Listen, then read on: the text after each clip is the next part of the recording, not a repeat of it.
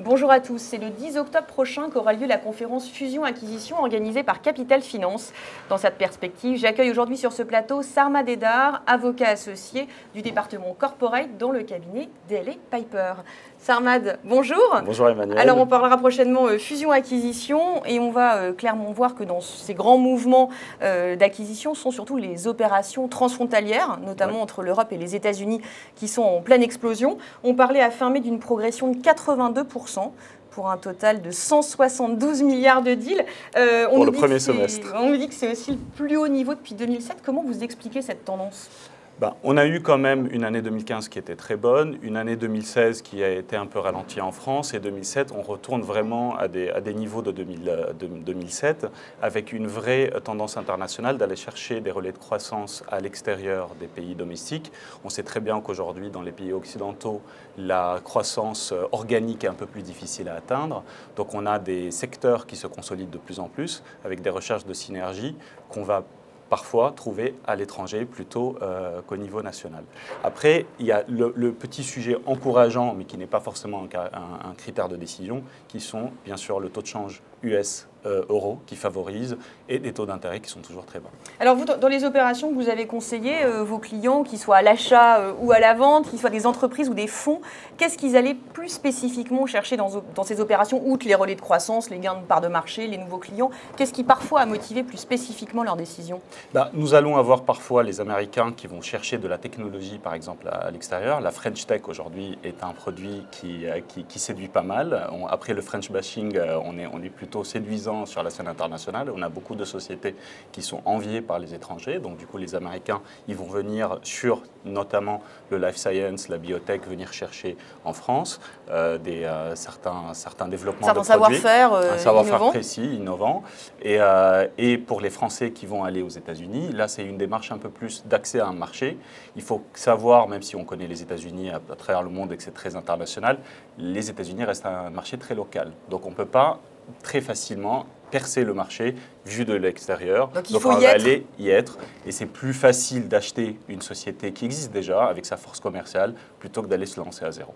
Alors, quand on vous entend, ça fait un peu rêver, ces opérations transfrontalières. On se dit quand même que parfois, tout ne doit pas être aussi facile. Est-ce qu'il y a des différences culturelles qui vous semblent importantes à souligner entre les pratiques qu'ont les Européens et les Américains et des choses trappes qu'il faut éviter pour mener à bien ces négociations?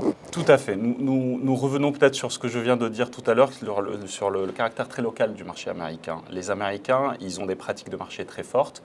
Ils ont plus tendance à rester dans leurs pratiques de marché. C'est un peu plus difficile de convaincre un Américain de s'écarter du modèle qu'il connaît. Les Européens, les Français, on est un peu plus souple à ce niveau-là.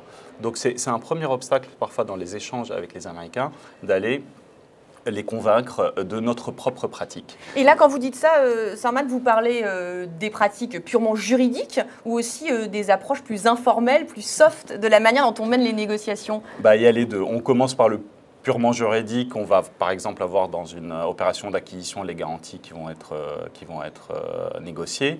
On a la sécurisation de la période qui est entre le signing et le closing. Sur ces deux sujets, les Américains sont assez acheteurs dans le sens où ils veulent sécuriser pour l'acheteur la période entre le signing et le closing. On va demander au vendeur de donner une clause MAC qui va représenter à peu près 60-63% en 2016 des opérations aux États-Unis. En France, en Europe, nous sommes autour de 30% pour une MAC. Donc c'est l'inversion proportionnelle de ce poids. Tout à fait.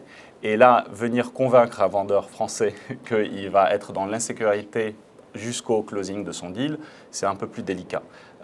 Sur la garantie en tant que telle, en France, on se rapproche plus des Américains, on s'éloigne un peu des Anglais. Donc même, vous voyez, au niveau européen, de l'Europe, il y a encore toujours nos spécificités. Malgré la mondialisation, on reste quand même français.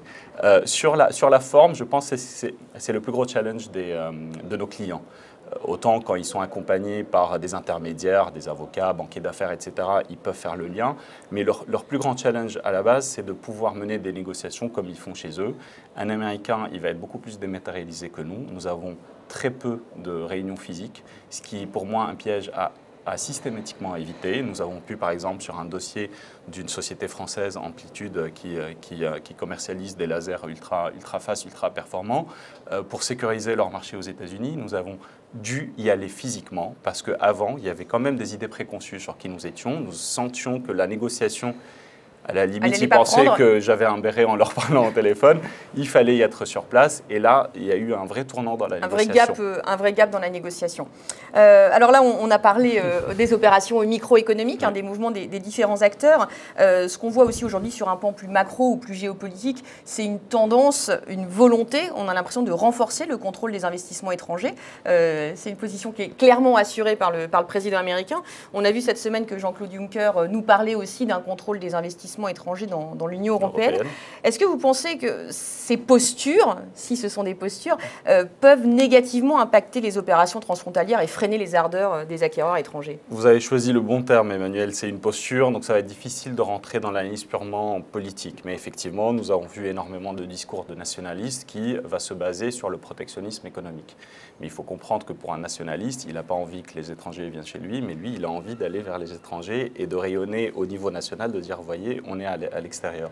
Donc ça va être difficile quand même d'appliquer cette posture sur tous les pays. Par exemple, on sait très bien, mais en France, on a ça un gros dispositif depuis très longtemps, renforcé depuis 2014. Mais on avait toujours la crainte au départ, au niveau politique, de l'entrée des Asiatiques et des Chinois. Et donc, aux États-Unis, c'est encore trop tôt de le dire, parce que le premier cas bloqué, l'OPA bloqué de Lattice par Donald Trump, était par une société qui était backée par des fonds chinois. En revanche, il est un peu trop tôt de donner cette tendance de manière générale. On rappelle que Barack Obama, en 2012, il a bloqué une opération aussi pareille qui a été backée par un fonds chinois.